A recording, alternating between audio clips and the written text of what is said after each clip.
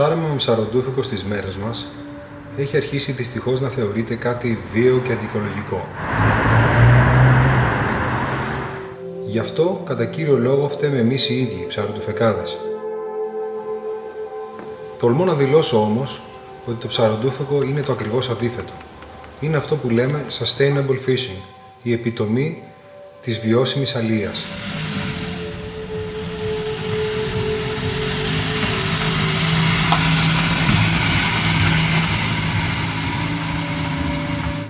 Τα social media είναι γεμάτα με φωτογραφίες ψαροντουφεκάδων που ποζάρουν με υπερψαριές και αυτό βέβαια δεν είναι το καλύτερο παράδειγμα για να εξηγήσει την ουσία και το νόημα του ψαροντούφεκου, πληγώνοντας το image του χομπίστα ψαροκυνηγού.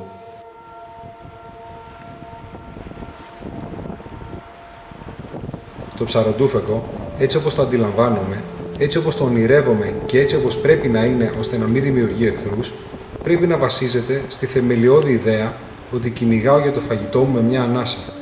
Όχι για την αυτοπροβολή μας και τη ματαιοδοξία μας, όχι για οικονομικό κέρδος, χωρίς παράνομες και ανήθικες τεχνικές, όχι άπλιστα και όχι ανταγωνιστικά.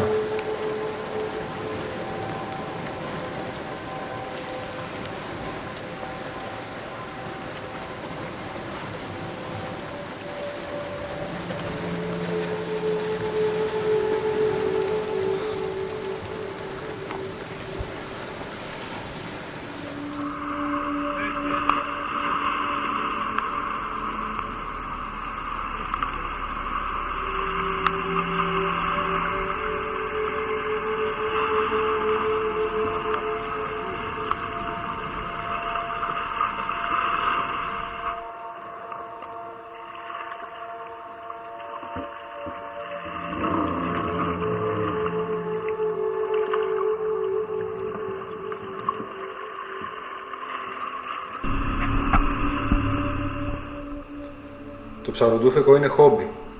Είναι ο δικός μας τρόπος να φέρουμε φαγητό στο τραπέζι μέσα από μια όμορφη εκδρομή στη θάλασσα. Έτσι το αντιλαμβάνεται η μεγάλη μερίδα της κοινωνίας, έτσι το αντιμετωπίζει το νομικό πλαίσιο που το περιβάλλει και αυτό πρέπει να διατηρήσουμε.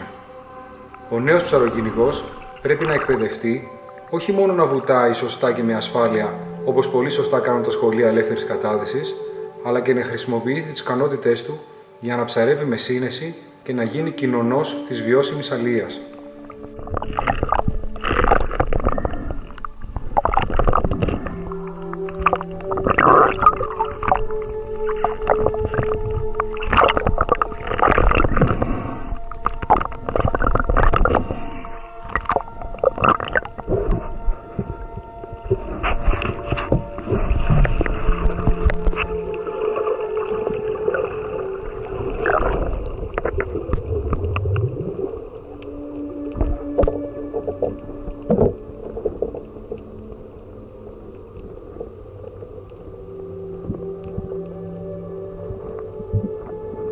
Το μεγαλύτερο κίνητρο του ψαροντουφεκά πρέπει να είναι κάτι πολύ απλό.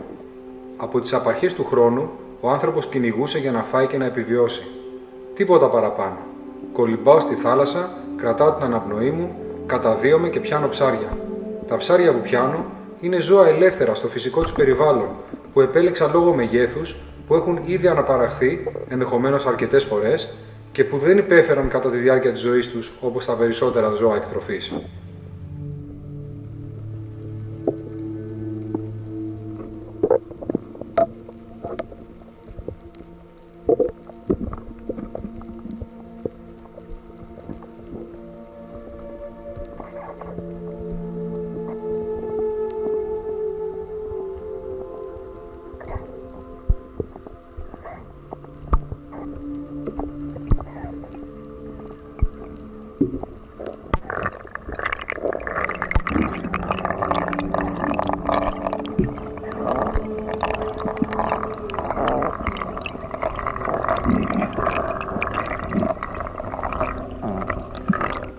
Εμείς οι άνθρωποι έχουμε όλα τα μέσα και τη δύναμη να αφανίσουμε τη θάλασσα. Με δίχτυα, τράτες, ατελείωτα χιλιόμετρα αγκίστρια, δυναμίτες, ψάραμα με μπουκάλα, μόλυνση κτλ. Εμείς επιλέγουμε όμως το ψαροντούφεκο. Επιλέγουμε τι θα πιάσουμε. Το είδος, το μέγεθος, τη χρονική περίοδο, τον τόπο και επιλέγουμε να μοιραστούμε την επιτυχία αυτή με την οικογένεια και τους φίλους μας σε ένα ωραίο τραπέζι.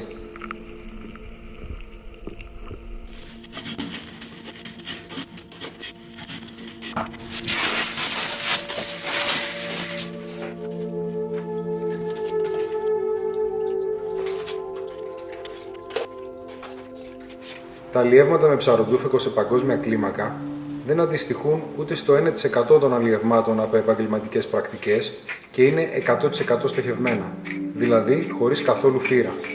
Δεν κατηγορώ την επαγγελματική αλλιεία. Είναι ένα τίμιο επάγγελμα και είναι δουλειά της πολιτείας να το νομοθετεί σωστά, να το ελέγχει και να το ρυθμίζει. Εμείς όμως είμαστε ψαροντουφεκάδες. Κάνουμε το χόμπι μας και δεν επιβαρύνουμε ούτε το οικοσύστημα ούτε κανέναν. Το ψαροντούφεκο δεν είναι να εκτελούμε ό,τι κινείται. Έχουμε τη δυνατότητα να σκεφτούμε πριν πατήσουμε τη σκανδάλη και αυτό μας δίνει τεράστια δύναμη και ευθύνη. Γι' αυτό το ψαροντούφεκο είναι η πιο βιώσιμη μορφή αλλιείας.